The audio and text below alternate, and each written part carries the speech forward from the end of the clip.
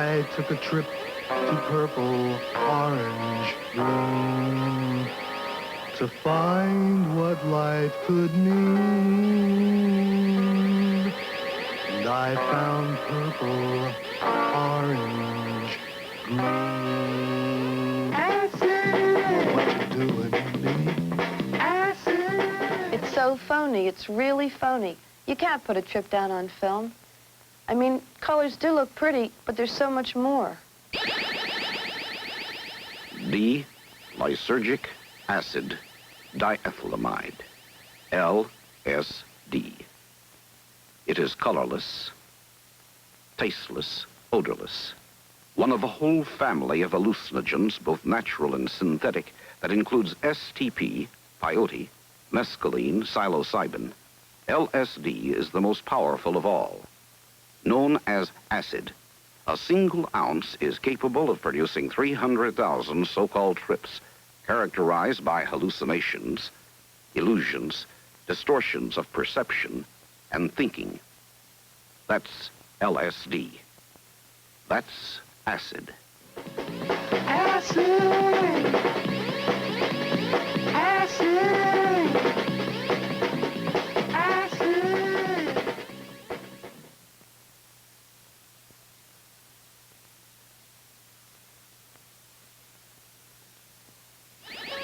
Millions of words have been written and spoken about it.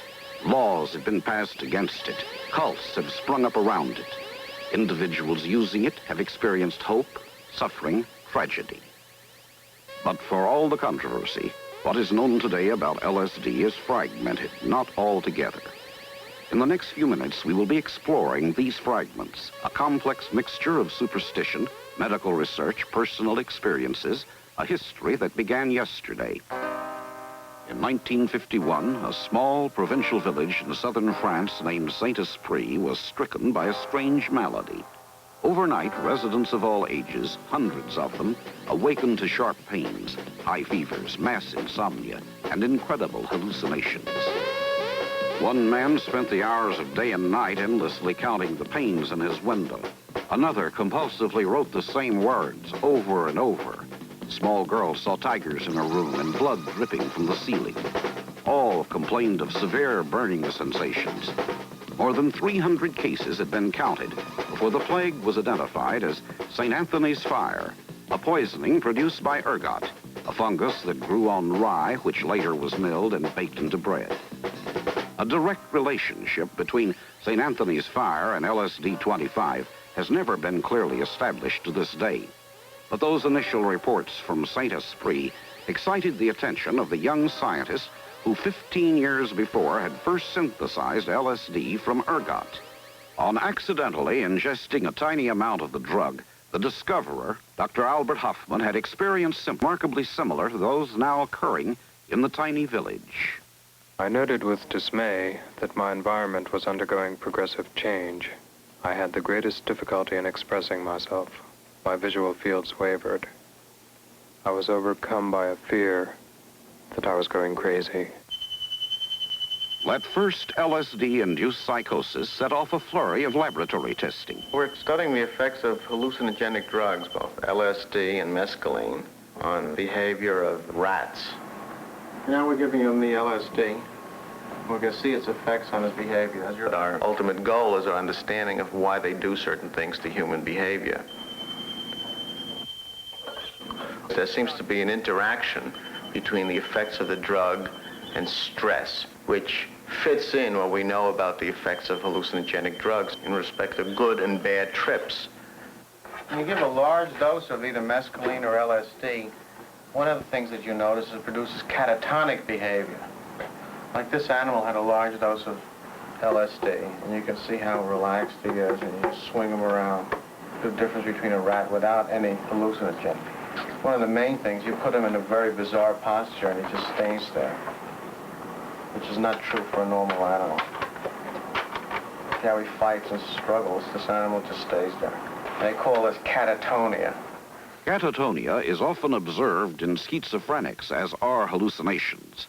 As small amounts of LSD provoked similar reactions in normals, it began to be speculated that in certain individuals, their bodies were generating either this chemical or one much like it, and that the presence of it was creating schizophrenia. After several years of research, we have found out that there were definitely more differences than similarities between the LSD reaction and schizophrenia.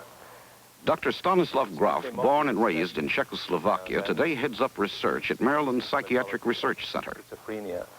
Our present opinion about LSD is that LSD is something like an amplifier or catalyst which just manifests the unconscious processes in the brain. We began our LSD research in the early 1960s. And it began as a very unusual program, a program to research the influence of these unusual psychedelic drugs on normal people. How did these drugs influence the psyche, the unconscious? What did it tell us about the inner space of normal people? Dr. Jean Houston, with her husband, Dr. Robert Masters, directs New York City's Foundation for Mind Research. They were among the first to use LSD as a means of probing psychic depths. And in this simulated case, she shows how the drug worked as a tool for mental research. And of course, this research required a great deal of preparation and control. All of our subjects were first medically screened, then they were psychiatrically screened because we were dealing with what is termed normals. We discovered that there seemed to be 4 major depth levels of the psyche, which emerged over the course of the 8 or 10 or 14 hours of the LSD. LSD is very unusual in that under carefully controlled scientific research circumstances, it can tell us an enormous amount about the mind and about using the mind more creatively without drugs. LSD can also, under these black market or illegal circumstances, make people extremely impressionable, so that if they are in circumstances which is negative or fearful, they may sustain that fear or that negativism for months or even years to come. This was a bad trip, right? How many times have you tripped altogether? About 7. About 7. How many of those times were bad trips? About 5. So most of them have been bad trips. New York City police now bring young people on bad trips to Bellevue Hospital, where Dr. William Frosch is Associate Medical Director of the Psychiatric Division. Why do you do it again, then? You know, there was a concert in Central Park, and I was up there. Here's somebody who's had a previous good trip. He went into this trip thinking that this would also be a good one. There was music he wanted to listen to. The setting was Central Park. But somehow, something went wrong. Feeling upset about anything? No, I feel that at that time I needed it. He is still somewhat under the influence of the drug. His responses seem to be somewhat slow. You know, I guess the acid just brought out everything, all the anxieties I had, all the emotions I had. The unfortunate thing is that we are not able often to predict in advance who will have a bad trip when. This is what we call a bad trip because he has much more fear than he had before. And there's an interaction between the stress of the electric shock and the drug. Well, when people have these bad trips, their disturbed behavior is very much closer to what's seen in schizophrenia. It's only the good trips which are very dissimilar from schizophrenia. That is, primarily visual, perceptual distortions rather than paranoia and delusions, which you do get with bad trips. This young man has just taken street acid. It will take effect in approximately 1 hour. Even though this will not be a bad trip, experienced users question the goodness of any drug that turns one who takes part in life into a mere sightseer. I'm getting all kind of really nice things with the leaves. That's kind of melting together, you know. Melting together and then coming apart and vibrating. But it's all moving. That's what's incredible. How many trips have you had? I don't know, somewhere between 20 and 30, I guess. Any bummers? Yeah. I had a bummer in New York once. New York is a bummer. Well, yeah, New York's a bummer. But it was even more of a bummer because it was out on the streets of New York. You know, I was lost for a while. And that was the bad part, being lost in New York all by myself. The circumstances what made it bad. being in the city, being alone. It was horrifying. It was terrifying. Oh, wow. I just followed them right home. There they are. There's the whole bunch of them. Mommy and Daddy and all the kids and the cousins and the relatives and everybody. Dinner. Just little things like just, you know, a group of people hovered over, you know, an anthill, just watching the ants scurry around. It kind of a going back into your childhood, too, I think. When you're stoned, you can get hung up and, like, stare at a piece of dirt for a day. When I was dropping acid, one time I was doing that. I was staring at a piece of dirt, and a little baby came up to me and was staring at this piece of dirt in the same way.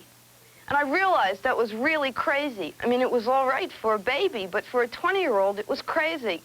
I stopped dropping acid. I really got tired of just tripping around and grinning. Well, let me tell you about the first time I took acid. I had been pretty confused and lost in my life at the time. I really didn't know what I wanted to do or who I was, really. I had ideas and I had feelings, but I really didn't have a clear picture of what I wanted out of life. And I had a friend from out of town who was into all the drugs at the time, and at that time, acid had just come out, and he gave me a sugar cube. And my reaction was, I don't want to take it, I'm afraid. And he reassured me that it would be all right, and I took it. You know, I figured, what the hell? It was as simple as that. I just figured, what the hell? I gotta find a new way of living. I gotta find a new way of life. I gotta find a new way of living. Dropping a tab.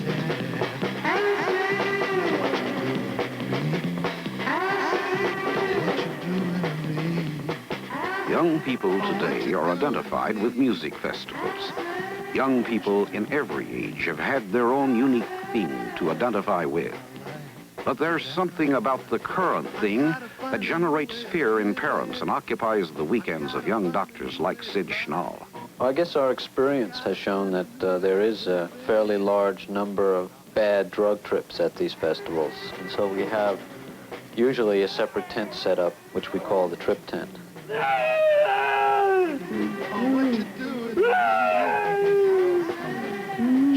When the person comes in with this type of problem, the only way you can make contact is physically, by hugging them, holding their hand, and trying to make them feel the presence of your body. And by holding a person, you give them a certain reality, the feeling of someone near them, someone who's helping them. We don't like to give any sort of drug to the people who are having a bad trip. This seems to lead to an increased frequency of flashbacks, and it reinforces the concept of taking drugs to solve whatever problem there is. LSD is not manufactured by any company in the United States, nor is mescaline or the other hallucinogenics. And so the stuff that is available is of very poor quality. This is why we ask the kids who come into the tent what they took, how much of it, when they took it, and if they have a sample of it. This is street acid picked up at the music festival we've just seen. Most of these samples are probably not pure. Dr. Wolfgang Vogel is a biochemist. In his laboratory, he isolates and identifies chemicals in street acid. Chemicals we expect, chemicals that sometimes surprise us. These spots are caused by a minor tranquilizer. These down here are probably spots caused by strychnine. There is some feeling amongst that by taking LSD with strychnine in it that they get a faster high and a better high. And sometimes contains more strychnine than LSD. I don't know if they were tripping or not, but they were sure in a great mess from the strychnine. LSD was first considered a dangerous drug and made illegal in 1965. It's so easy to get acid. You can get it anywhere. Where there's a little chemistry lab, there's somebody making acid. The penalty for sale and possession is a felony, which makes the person liable to imprisonment for more than a year. You usually get it from a friend, or people deal it. If you're paying more than like $2, you're getting burnt. The handing of a dose of LSD from one individual to another is a delivery or a gift.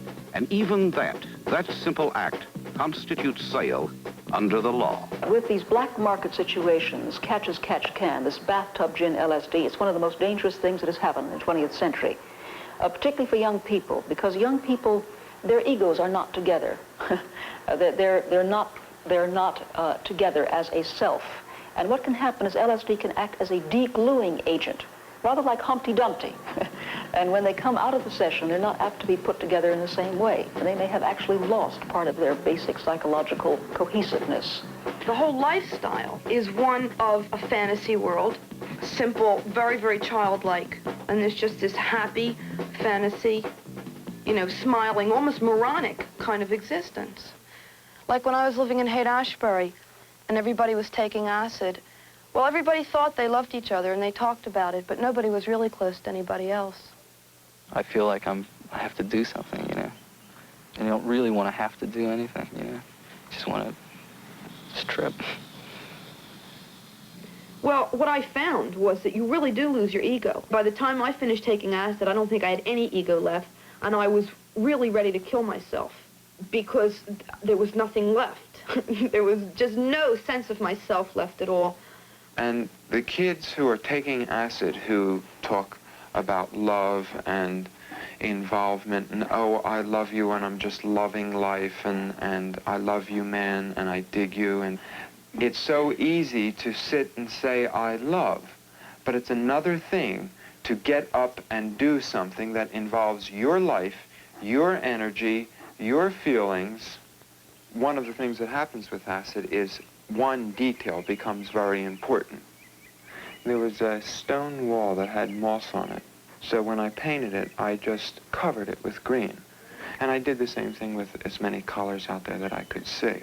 And the end result is that the painting is an extremely colorful painting and that it basically works. And when I look at it, it really makes me feel like I'm on acid.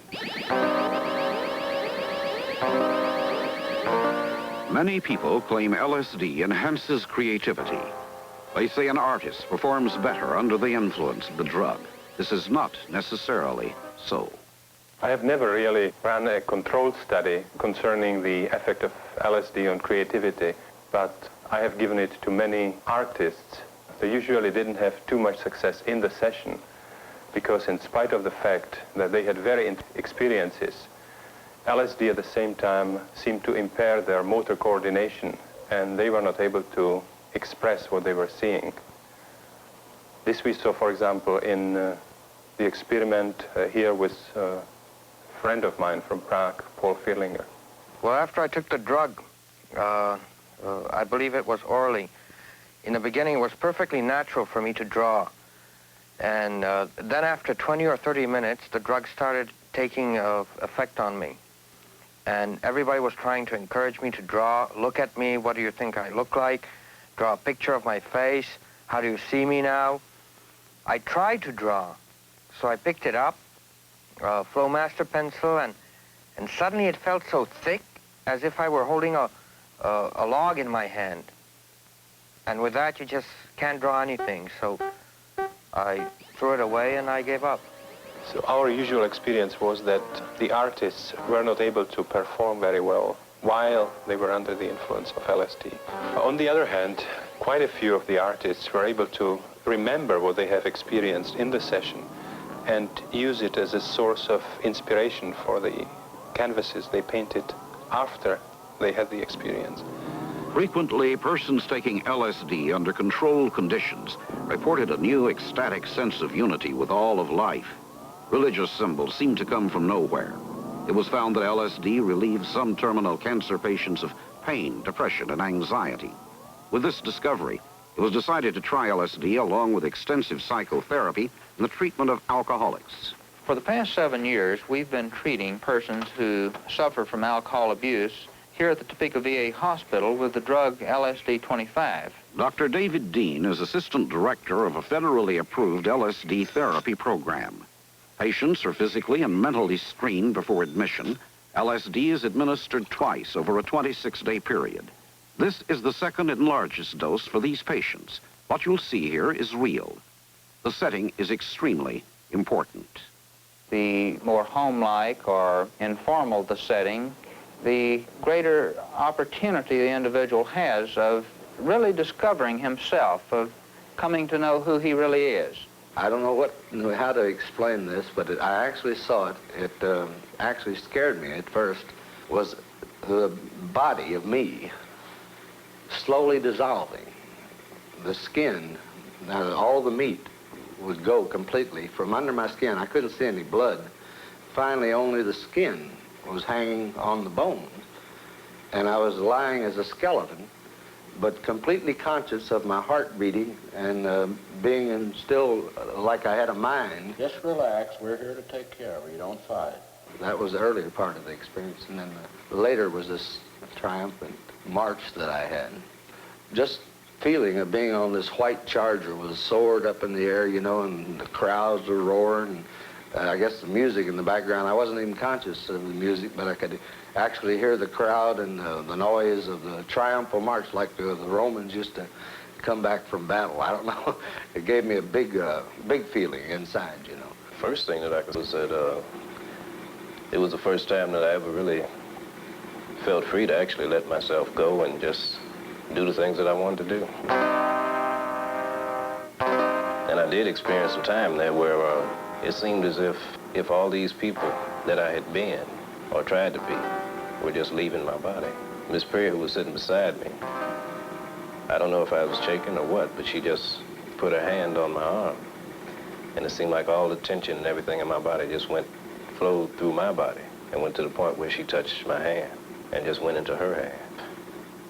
Of the 1,200 individuals who have completed the treatment program now, somewhat over 50% have remained abstinent for at least 2 years or beyond.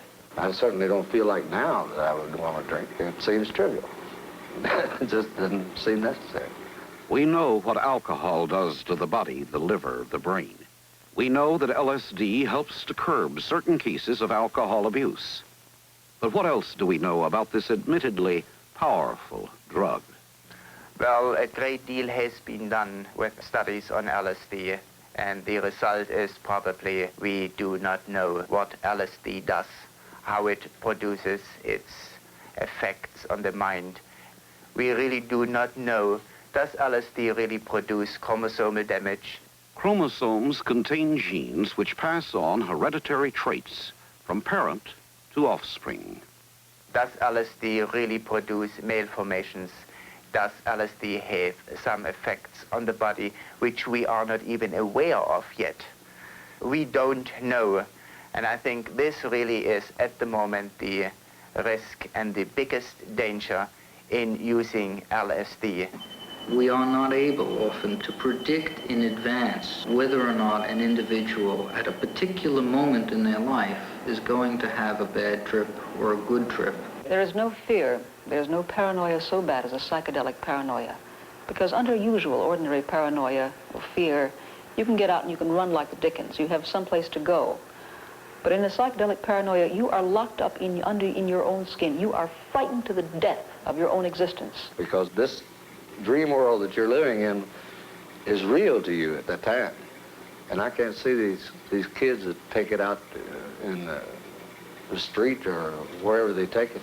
I'd be afraid to be scared to death if I were to take it that way. LSD is like atomic energy.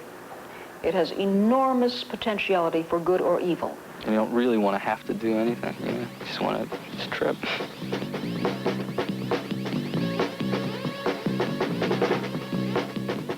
It really drains your energy. I was so loving on acid, but when I stopped taking acid, or when I was down, I wasn't loving anymore. The whole lifestyle is one of a fantasy world. It's very, very childlike. Almost like a moronic, smiling kind of existence.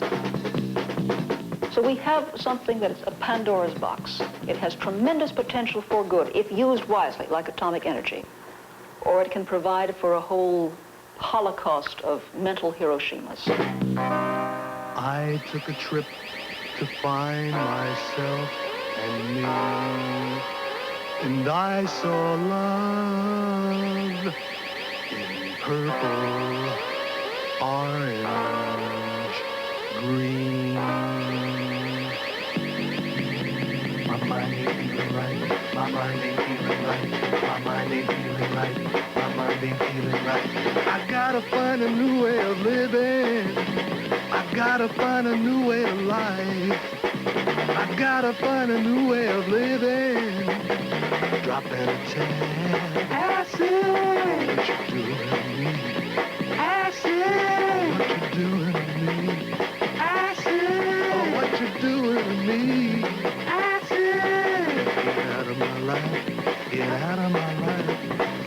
my life.